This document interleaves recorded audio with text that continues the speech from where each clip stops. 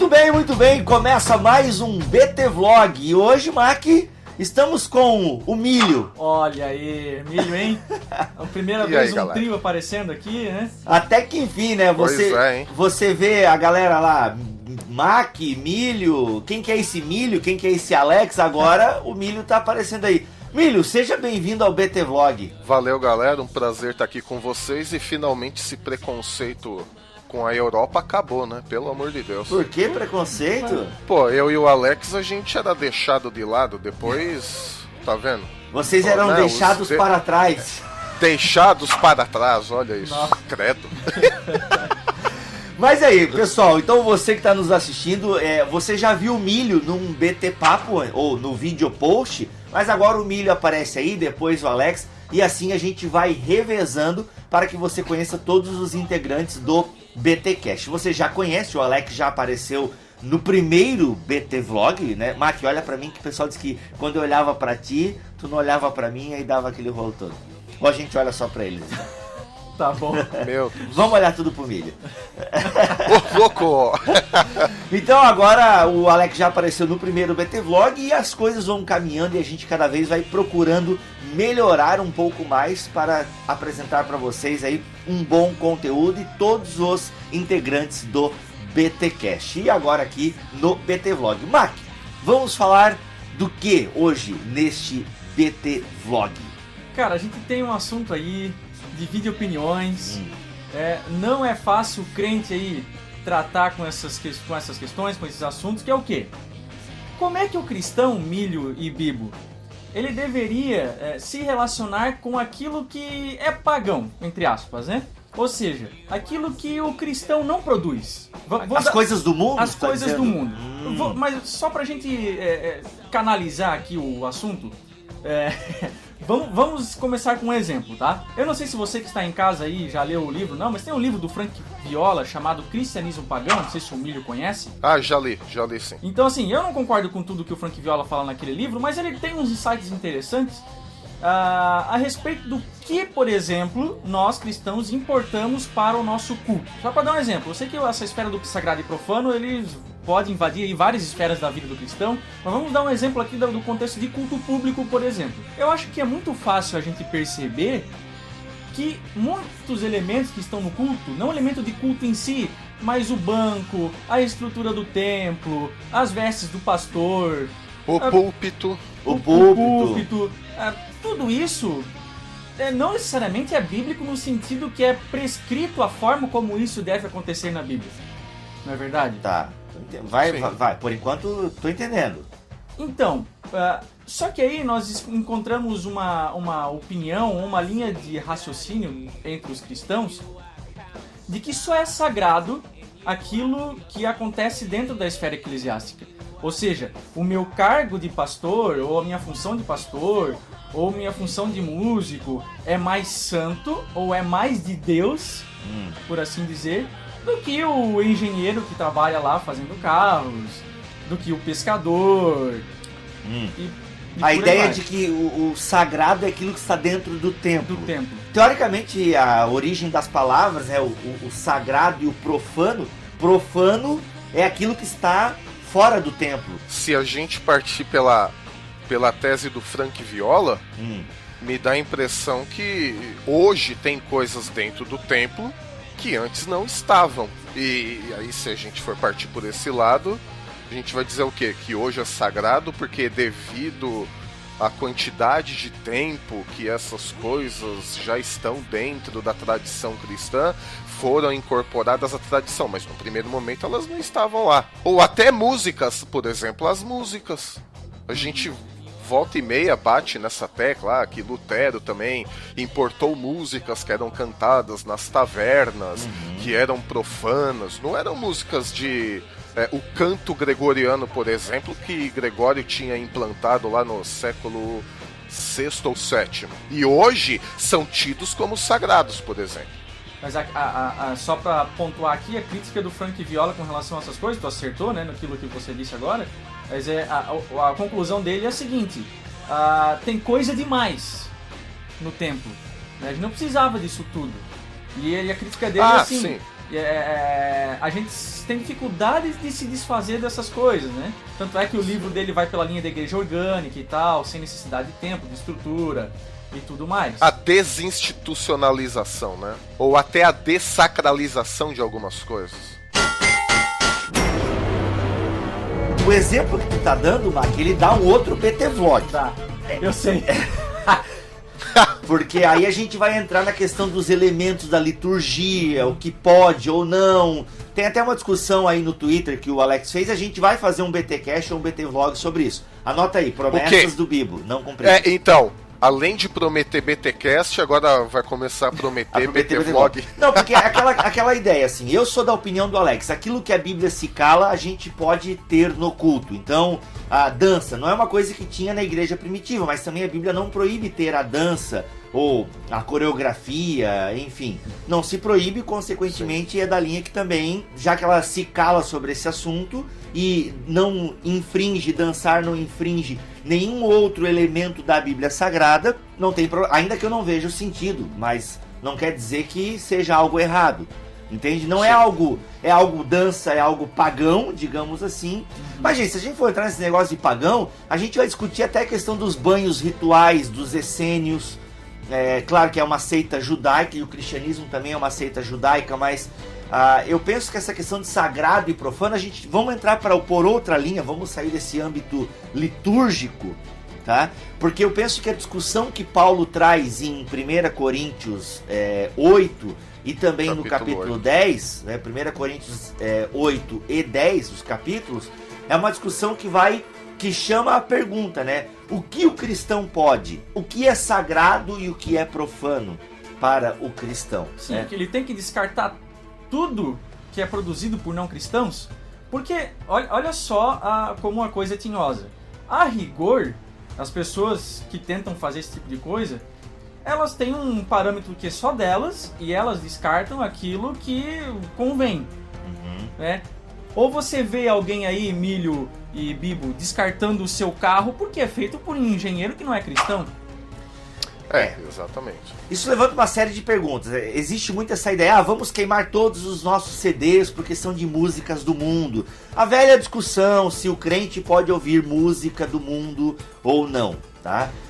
Ou se o crente pode ir ao cinema. Eu, quando estava no início da minha conversão na Assembleia, ouvi um irmão contando um testemunho que não, porque eu estava entrando no cinema e ouvi uma voz que me disse, aqui não é o seu lugar. Eu duvido muito dessa voz, né? Porque aí vem a pergunta, ok, eu não posso descartar o meu carro que não é feito por engenheiros cristãos, a minha roupa não é confeccionada por cristãos, então eu vou descartar. Consequentemente, a música também. É que nós fazemos essa distinção, música do mundo e música da igreja. Não, música do mundo vamos tentar aqui agora colocar mundo como um sistema contrário à vontade de Deus. Nesse sentido, muitas músicas ditas cristãs podem ser músicas do mundo. Sim, com certeza. E músicas ditas do mundo podem ser músicas cristãs. Tem um monte de músicas que são chamadas do mundo, mas o conteúdo delas é muito proveitoso. Se a gente for parar para analisar enquanto valores do reino de Deus. Sim, músicas que falam da beleza da vida. Conhecer as manhas e as maçãs. Tô cantando errado, mas eu gosto dessa música. Qual é o problema você ouvir essa música? Não tem nenhum problema. Aliás, não tem problema você ouvir qualquer música. Você tem que peneirar. Paulo usa essa peneira, né? O que edifica. Eu gosto muito das músicas históricas do Iron Maiden, por exemplo. Olha aí, eu não gosto. Gosto do Iron Maiden em geral, mas as músicas históricas dele são fantásticas, sensacionais. Justamente, Pearl Jam. Eu tava ouvindo a música nova do Pearl Jam aí. Pô, é uma letra bacana e tal, não tem... mas o Pearl Jam, o nome tem uma coisa esquisita no nome. Porque o vocalista é um drogado. Geleia de pérola. Mas tu sabe de onde... não vamos entrar na discussão do nome, né? Mas o geleia da pérola tem a ver com o órgão sexual feminino. Tem uma longa discussão aí sobre... Vamos deixar por aí, né? Mas... outro intervalo. Whatever pra isso. Pra mim, eu não vou analisar a vida do artista. Porque o Pearl Jam consagrou essa música ao diabo. Primeiro, eu não sei se ele consagrou. Eu tô analisando ali o produto final que ele tá me apresentando. Aí a gente tem que entrar na discussão de Paulo, do crente forte e o crente fraco. Exatamente. Consciência fraca e consciência forte. Eu posso ouvir Pearl Jam, mesmo sabendo que o nome da banda tem uma coisa... Segundo o meu irmão, nem sei se essa informação procede. O Milho pode ouvir Iron Maiden. E eu posso ouvir Aerosmith. E ele pode ouvir Aerosmith. Ok? A nossa consciência... Tu tem até uma tatuagem, né? Ridícula. Ó. Sacanagem. Eu tô brincando. Tu que mostrou no vídeo lá do BT Papo. A gente pode ouvir... Foi acusado, né? A gente pode ouvir essas coisas. Eu posso ir ao cinema. Há quem possa tomar a sua cerveja, o seu vinho, ok? O Jackson tava on fire essa semana. O Jackson... Pois é, vou até falar do Jackson aqui, já que tu tocou no nome dele. Só que a pergunta é a seguinte. A nossa consciência, ela permite nós fazermos isso. Porque, cara, não tem discussão. Paulo, em 1 Coríntios 8, tá falando... que o mais forte, de alguma maneira, deve se submeter a... Não é se submeter, mas por amor ao mais fraco, se humilhar e se privar de comer a carne sacrificada aos ídolos. Olha aí. A grande questão aqui, que Paulo põe, é naquilo no que se refere à liberdade cristã. Isso. Desenvolve isso aí. Em outras cartas, principalmente aos Gálatas, que é bem mais antiga do que... a carta aos Coríntios, Paulo ele vai tratar muito sobre a liberdade cristã. E em Corinto a mesma coisa, só que a gente está falando de uma igreja dividida, né? E a grande preocupação dele com esses crentes da igreja de Corinto era o que o crente verdadeiramente livre, aquela pessoa que tem a liberdade cristã, faz com ela em relação aos outros. Em relação àqueles outros que não têm a mesma ideia, que não têm a mesma consciência de liberdade cristã. A questão toda gira em torno disso. Então, por exemplo assim, o cara toma a cerveja dele, ou o vinho dele, né? Eu não vou ficar colocando nas redes sociais toda hora que eu tomo vinho. Isso é um pecado que eu já cometi muitas vezes. Eu tenho aprendido isso, na verdade, porque eu tenho que tentar respeitar a consciência do mais fraco. Por quê? Porque o mais fraco, ele pode ver que eu tomo vinho. Aí ele, o Bibo toma vinho, eu vou tomar vinho também, só que ele não está preparado para tomar aquele vinho. Consequentemente, a consciência dele vai acusar.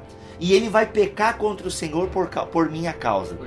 Porque aí como é que o crente fraco também vai se fortalecer se às vezes ele não ser confrontado com a fraqueza dele? Eu penso que é esse dilema e eu não consigo ver Paulo resolvendo um pouco esse dilema. Não é que Paulo não resolve, talvez eu não tenha entendido como resolver. Porque assim... Se eu pegar o contexto da igreja que eu pertencia, muita coisa escandaliza. Mas aí, Bibo, as coisas vão acontecendo pela inevitabilidade, né? Porque ninguém consegue manter 100% um estado de humilhação diante do irmão. Vez ou outra, uma hora aquele irmão que é mais fraco, tem a consciência mais fraca, ele vai acabar se deparando inevitavelmente com situações assim. Porque vamos pegar o capítulo 10. Paulo fala o seguinte: se um gentil te convida para ir comer na casa dele, vai e come tudo que ele botar na mesa. E não pergunta. A não ser que ele fala, pega essa carne aí, foi sacrificada a Friboi. Aí você não vai comer, porque o cara disse, pega essa carne aqui, ela é da Friboi. Tá? Então assim, aí você não vai comer, porque a consequência, mas não por causa de você, Paulo vai dizer, por causa da consciência do outro. Mas se um irmão fraco descobre que você está indo na casa do gentil comer lá, ele vai se escandalizar. Mas algumas coisas são inevitáveis. Se você descobre que o seu açougueiro é macumbeiro, não tem por que parar de comprar frango no açougue dele. Não, claro que não.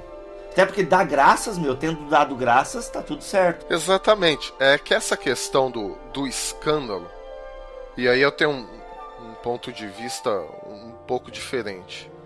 A gente está acostumado a tratar escândalo como susto, não é? O irmão vai se escandalizar se vê eu tomando vinho. Boa, bem colocado. Esta frase, o irmão vai se escandalizar se me ver tomando vinho, é igual a o irmão vai se assustar se ver eu tomando vinho. Não é esse o conceito bíblico. Quando a gente fala escândalo na Bíblia, é tudo aquilo que provoca tropeço e que faz cair. Não é aquilo que assusta. E outra coisa assim, que eu costumo fazer a distinção é o seguinte. Eu tenho um parâmetro do que é liberdade cristã e eu sei qual é a minha liberdade cristã, qual é o meu papel no reino e qual é a minha relação com Deus. E eu não vejo nenhum problema em crente tomar vinho ou cerveja. E não vejo mesmo, e aqui é uma opinião pessoal mesmo, não vejo mesmo. Não é só um exemplo, eu não vejo. Só que aí, por causa disso, eu falo, bom, eu não tenho problema com tomar vinho, e aqui na França isso é super comum, mesmo dentro da igreja. E aí eu falo, bom, eu chamo um irmão que não toma vinho, que detesta vinho, que teve problema na família de alcoolismo e fala assim pra ele, meu querido, é o seguinte, a Bíblia diz que o negócio é não se embriagar, não fala de não poder tomar. Então toma aqui um copinho, toma aqui meio cálice e põe pra dentro, não tem problema nenhum, porque eu faço isso, não perdi minha fé, não perdi minha liberdade cristã e tamo aí. E o irmão que já teve problema com isso fala assim, ah não, aí ele toma, por quê? Porque eu, de certa forma, o obriguei a fazer isso. Eu incentivei, eu empurrei ele, eu escandalizei ele, eu provoquei o tropeço dele. E não ele simplesmente me vê, ah meu Deus, o Alexandre tomou vinho, que desgraça, onde já se viu, não devemos fazer isso. Não é nesse sentido que a Bíblia diz. Sim, perfeito. Escandalizar é fazer cair. Exatamente. E não se assustar. Como é que eu posso fortalecer o irmão fraco? Em amor, eu posso ir ensinando ele as coisas que... Não, irmão, tem que ver que, né, você beber aqui, né, desde que você não tenha problema... Parece que a gente tá incentivando a galera a beber aqui agora, né? Não é isso. Você não precisa beber junto comigo. Sim. Mas você pode também me ver bebendo Isso. E a gente ficar em paz. Isso. Ainda, porque assim, a questão Perfeito. é, se eu tenho que ter amor e eu evitar ficar fazendo coisas que possam te levar ao tropeço, às vezes o fraco também tem que procurar se fortalecer em Deus e crescer e amadurecer na fé, para poder também crescer e não ficar só no leitinho espiritual. Isso se chama discipulado. Discipulado. Por isso que eu digo que é uma questão bem melindrosa e eu tenho muito que aprender, e as redes sociais, elas estão aí para também fazer a gente vigiar, né? Então, se eu ficar lá, se eu sei que determinada coisa escandaliza o meu irmão na minha comunidade de fé, é bom eu evitar de fazer essas coisas. Por isso que eu digo assim, ó, se você tá numa igreja onde tudo é proibido, saia dessa igreja. Porque daí se você tá numa igreja que é tranquilo a bebida moderada, é tranquilo você fazer... Pô, tatuagem não é pecado, já explicamos isso no BT Papo. Mas se você tá numa igreja que a tatuagem é considerada pecado, eu não sei se vale a pena você continuar nessa igreja, porque daí sim você pode levar os irmãos não só ao susto, mas quem sabe até eles ficarem em crise com a fé, entende? Então começa a murmuração. Ou então ao contrário, né? Você, eu, qualquer um aqui que acha que tatuagem não é pecado, eu também acho que não, de repente incentiva um jovem que tem a consciência mais fraca, que ainda acha, não, eu não quero por conta disso, por conta daquilo e tal, e aí eu chego assim e falo pra ele, meu, larga a mão de ser bobo, rapaz. A Bíblia fala que não é pecado, não. Vai lá e faz. Não liga pra isso, não. Aí ele vai e faz. Depois que ele faz, ele... Meu Deus do céu, o que eu fiz? Como é que eu vou conviver com isso? Aí, você que incentivou isso... Aí você tá em pecado, porque aí é o que Paulo diz aos Coríntios, porque você se aproveitou da sua liberdade cristã, e aí sim, você ofendeu a consciência daquele... que achava que tatuagem, que beber era pecado. Isso sim, Paulo diz aos coríntios que eles estavam fazendo errado. Falou, não, é bobagem esse negócio de comprar carne sacrificada aos ídolos. Jesus já se santificou tudo. Pode ir lá e compra, faz aquela churrascada. O outro irmão, que tinha consciência mais fraca, foi lá, comprou. E, meu Deus, o que eu fiz? E aí o errado não é o irmãozinho que caiu nessa, que teve a consciência ofendida. é o que incentivou o irmão a fazer isso. Aí sim, nesse caso, Paulo cai matando em cima desses irmãos e fala: meu, o seu raciocínio está corretíssimo, o seu conhecimento está perfeito. Carne sacrificada aos ídolos não quer dizer nada. Cristo santificou todas as coisas. Só que você aproveitou do seu conhecimento maior, que o outro irmão não tinha, para empurrar ele ao pecado quando você ofendeu a consciência dele. O amor, que Paulo então já começa a falar do amor que deve estar na comunidade, e esse amor é que deve então pautar as nossas relações entre o fraco e o forte. Sim. Isso é um desafio para nós, né? E por isso que eu digo, com redes sociais, que as comunidades elas são gigantescas, fica aí o desafio pra gente ter essa prudência. E pessoal, não tô falando aqui dando lição de moral. Eu já errei diversas vezes nesse sentido. Sim, eu não. Né? Eu também. Não, já errei, porque até porque eu tava numa igreja que muita coisa escandalizava, né? Então, por isso até que saí, né? Porque também não dá pra eu ficar refém, né?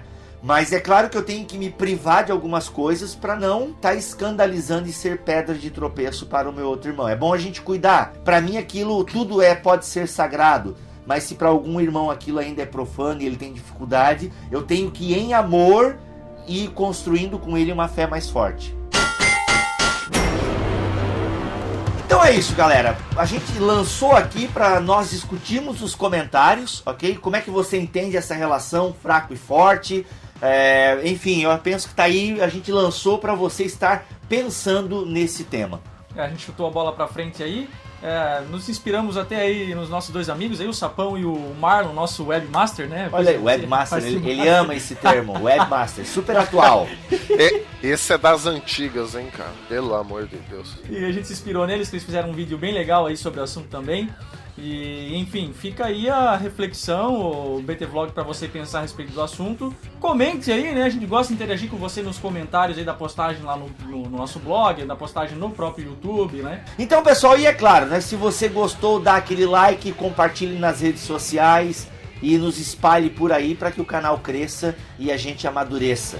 Bibo poeta. Falou, galera, prazer estar com vocês aqui nesse primeiro BT Vlog. Até a próxima. Não, o primeiro BT Vlog pra ti, né? O BT Vlog já tá pra mim. Pra mim, pô. Lógico.